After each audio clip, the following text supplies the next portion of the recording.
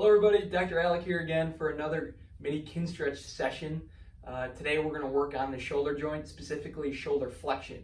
So that's when the shoulder kind of goes up and overhead like so. This is very lifestyle dependent for people, whether you're someone that's trying to reach things overhead at home, if you're an athlete that is in any overhead sport, golf, basketball, volleyball, CrossFit, anything where you're just bringing your arm up and overhead. This is very important because a lot of times when the body lacks this specific motion, it recruits other areas of the body to kind of compensate for it.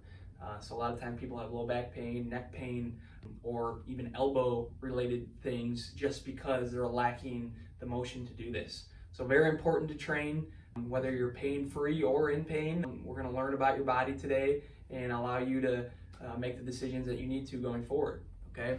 When it comes to two different types of sensations that you're going to feel today, one we're going to be encouraging, one we're not going to be encouraging. The first of the two sensations is if I'm bringing my arm up and overhead this way, this angle up on top is getting smaller while this angle below is getting bigger, okay? So we call this the closing angle. This is the opening angle down here.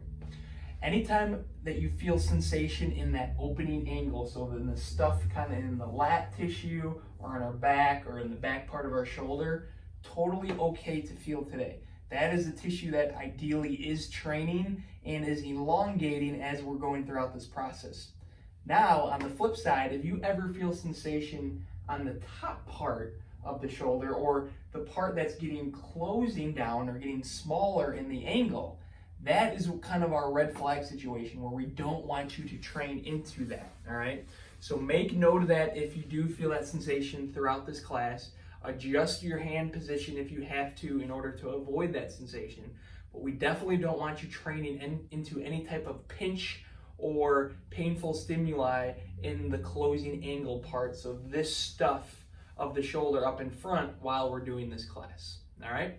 Without further ado, we'll go ahead and get started. The only thing you're going to need today is some sort of ottoman or an object that you can utilize for one of the positions once we get to it. I have a nice little foam cushion here, a coffee table at home, a couch, anything that's about belly height when you're on the knees will work perfectly for today, all right? So what we'll start with is cars, all right? We'll be in this collapsed kneeling position. So this is the kneeling position. We're going to be into the collapsed kneeling position. All right. We're going to start with glenohumeral cars. If you're unfamiliar with our cars or how to do them, go to the YouTube page on Upstate Spine and Sport. We have all of the different cars broken down into how particular to do each one. So today, if you feel a little bit uncomfortable with how to do it, just refresh yourself on going through those cars. Okay. We're going to have the non-training arm be the left one today. The training arm is going to be the right one, okay? At the end of the segment, go ahead and play the video all the way back to the beginning and just do the same video, but with your left arm to even yourself out, okay? But for today's sake, we're just going to train the right arm. The left arm is going to be nice and straight on the body, almost stiff-arming our leg here, okay? We're going to start with glenohumeral cars of the right arm. So the palm's going to be up. Our butt is sitting onto our heels right now. And then we're slowly going to bring our hand upwards to the ceiling. Once I can't get any further overhead, I rotate my bicep towards the wall to the right of me as I come around, backwards, and pause at the side. Once I pause at the bottom, we're going to reverse. We're going to come backwards as far as we can, rotate that bicep to the ceiling, continue coming around until that bicep is facing the wall behind me now, and slowly back down to the beginning. We're going to do 5 reps in this continuous manner at that 1 mile an hour pace. Notice as I go through this car that my shoulder stays out of my ear as it's not rising up into my ear. A lot of people have problems with that. So almost as you do this, you want to keep that shoulder nice and down into that pocket as the shoulder is the only thing moving, not anything else, okay? Rep number 3 here. Really maximizing that rotation at those different spots. Really rotating. It's very important for how the shoulder functions. Rotate at the back, continue coming around, bicep behind me, back down. 2 more reps here. 1 mile an hour. keeping this slow and steady pace as I go through this car here. Learn about the body, what position feels really good, what position do you hear the cracks, do you feel the cobwebs. It's okay. Every rep allows you to learn more about how your shoulder is functioning today. Last rep here, rotating that shoulder all the way backwards. To the side, nicely come back. Maximize the circle. Get as big of a circle as you can without moving anywhere else in the body. And back down. Very good. Next, we're going to go ahead and move on to scapulothoracic cars. So now we're going to move the scapula as it's moving kind of on our thoracic spine. So when we do so, we're going to do it in a straight arm position. So my fist is going to be made, my arm is nice and straight. And remember, how we do these cars is just the scapula is moving. So I almost want you to think if you had a laser beam on your fist here and it's pointing at the wall, that laser beam should never move as you're going throughout this motion. Only the scapula is moving, okay? And then since we're doing shoulder flexion today, I want to kind of keep it in this flex position, okay? If you haven't done it in this way before, it's going to be rather tough and challenging for you, but that's why we're training, okay? So we'll go ahead and grab our fist, straight angle with our shoulder here, nice straight elbow, and our triceps are almost contracted here. Okay, we start in the upwards way, so we're bringing our shoulder up as high as we can, up and back, back and down, down and forward, forward and up. And now I want you to continue in that direction, but almost make it circular now instead of just a big square. So I'm coming forward and up and back, back and down, down and forward, making a small, slow and controlled circle with just the scapula on my thoracic spine. 2 more reps in this direction, keeping the fist nice and sturdy, elbow locked out. Once I get to the top here, I'm going to reverse. I'm going to go up and forward, forward and down, down and back, back and up. Again, really fight to keep that hand at the same level as you go throughout this. I know it's fatiguing, I know it's tough, but that's why we're training today. Go through 5 circles in this direction, slow and controlled, really maximizing the size of your circle in this range of motion. 1 more rep here.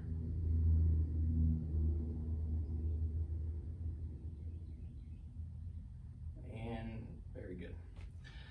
Now that tissue kind of on that right side should feel nice and warmed up and ready to go. We're going to get into training now, okay? So let's go ahead and take that bolster or take that block that we have, okay? And what I want you to do is that you're going to position it just kind of in front of us here, and just kind of keep it like so. All right. Next is that we can have our hands in 3 different positions. For today's training purpose, I'm going to have our hand into a fist, and I want the fist in that neutral position. So the same way we were training the scapula for our scapular cars. Okay. Before we get going, we need to test where your training angle is going to be in this situation, okay? And how we're going to do so is that the left arm is going to be on the ground here. My right arm is going to be on the bolster, okay? So notice my knees are kind of just flexed a little bit underneath my hips. They're not extended behind me like so, but just flexed a little bit to kind of keep my low back from compensating, okay? My opposite hand is on the ground in front of me, all right? And my hand, my training arm, is on the bolster right here in front. Okay, how we're going to figure out which angle we're going to be training at is that I want you to test and see at what angle can you barely raise your arm off the block. So for me, I can raise my arm without moving anywhere else in my body about 6 inches off the block here. So what I'm going to do now is bring my knees a little bit closer and retest. So if I go here, now I can only raise about 3 inches. Raise it, bring my knees a little bit more, locking out my low back, keeping my left arm straight. Now I can only lift about 1 inch or so. So this is now going to be where my training angle is, okay? If you're someone that says, hey, I can bring my knees pretty much all the way here and I can still lift it pretty high, then what I want you to do is scoot the knees backwards a little bit and almost allow your body to drive downwards, and you can almost fall onto your elbow here as you do so. For me, I can't lift my shoulder off the block here, so that's almost too far for me, all right? So test that out, see where your training angle is. The biggest thing is that when you're in any position, I don't want anywhere else in the body to move as you test this out, okay? So for me, I could get to about, nope, that's too far. For me, it's right about there, okay? And this is going to be my training angle for this situation, okay? It's okay to have the low back round a little bit. Totally okay for this training situation because I don't want the low back to move while we are training the shoulder here. Okay. So let's go ahead and get into your position. Find where that training spot is for you. I found mine, it's right here. And this is where we're going to begin with our pales and rails contraction. The pales contraction is going to be contracting all of the tissue on that opening angle, so that stuff down here. How we're going to do that is by pushing the arm downwards into that block as we're in this bottom position. The arm's not actually going to move because the block's going to take all the pressure, but we're going to contract all of this stuff trying to move the block. And then when I say rails contraction or up, you're going to do is keep everything right where it's at and reverse the contraction, and now contract up as high as you can for about that 20 second mark that I'm going to hold you for. The biggest thing though is while we're doing these contractions, I don't want any other motion in the body to happen. Specifically, the shoulder to rise as we're doing that upwards motion. So almost keep saying, hey, stay down as I raise my arm up. Okay. Let's go ahead and get started with this. Find that training angle. I'm here in this position here. That's about as far as I can go up. And now we're going to begin with that pales contraction. So we're going to drive the hand, forearm, and arm bicep downwards into the ground, into our bolster. Let's start with a 20% contraction. Increase it to 40. Now 60. 80% contraction. Hold. Hold. Really trying to drive, push that bolster downwards into the ground for 10 more seconds. 6, 5, 4, 3, 2, 1. Relax. Keep everything right where it's at. Keep that left arm nice and straight, or forearm on the ground if you had it so. Drive the hand up into that rails contraction as high as you can. Don't move anywhere else besides that arm. Get it to the ceiling, get it to the ceiling, drive it up as much as you can for 10 seconds. 8, 7, 6, 5, 4, 3, 2, 1, and slowly relax. Very, very good. Again, that rails contraction should feel rather tough because we're at an angle that is our training angle. And again, if you're able to get your arm higher than 6 inches off the table, off the ottoman, I want you to sit backwards into the stretch a little bit more so it's at a tougher angle. I want you to only be able to get about 2 inches off the bolster. Let's go ahead and begin rep number 2, starting with 20% pushing downwards into that pales contraction. Increase it to 40%. Again, pushing with the hand, the forearm, the bicep, the lat, almost like you're trying to scoop the arm back to your knee, driving it down. 60%, 80%. Now your safest, greatest effort, really driving down 100% contraction if you can. For 10, 9, 8, 7, 6, 5, 4, 3, 2, 1, and try to rails contraction, try to lift off the block as much as you can, not allowing anywhere else in the body to move. Keep the shoulder out of the ear. Drive that arm up, up, up to the ceiling for 6, 5, 4, 3, 2, 1, and slowly relax. Good job, guys. Relax in this position. Allow that arm to sit deeper into that stretch. Again, if you're able to get your hand more than 4 inches off the block, sit deeper, bring your knees closer up to you, or drive your upper body closer to the ground in order to get deeper into the stretch. Very good. Last set here. Driving down 20% into the pales contraction. 40%. 60%. 80% contraction, driving the arm down. Really feel this tissue start to work. We're at 100% safest, greatest effort now. Driving the arm down, keeping the elbow straight, keeping the shoulder out of the ear for 6, 5, 4, 3, 2, 1, and raise up as much as you can. Rails contraction. Don't allow anywhere else in the body to move. Just try to get that arm off the bolster. 8, 7, 6, 5, 4, 3, 2, 1, and slowly relax down. Very, very good, guys. Phew. Slowly come out of this. Allow that shoulder to kind of just shake it out and just get used to this new feeling, okay? The last thing that we're going to do here is now train an eccentric contraction of the shoulder. Okay, and how we're going to do that is the hand is still going to be in that same position. We're going to be nice and tall with where we're at in that quadruped position, so here. Hand's going to be on the block. What we're going to do is try to drive our arm downwards into the ball or the coffee table here. But as I'm doing so, I'm going to sit back into my heels, allowing my stuff in here to elongate, okay? So as we're doing so, we're going to start the contraction by driving the arm down, and then you're slowly going to sit back, allowing this stuff to elongate. It's going to be an eccentric contraction of that opening angle stuff, allowing our arm to eventually go overhead a lot easier. So let's go ahead and get into that position. I want the arm in front of us, the hand just on the back side of the coffee table here. You can go onto your fist, flat hand, whatever feels more comfortable for you. And the knees are a little bit flexed in front of us. So again, I don't want them back here like so.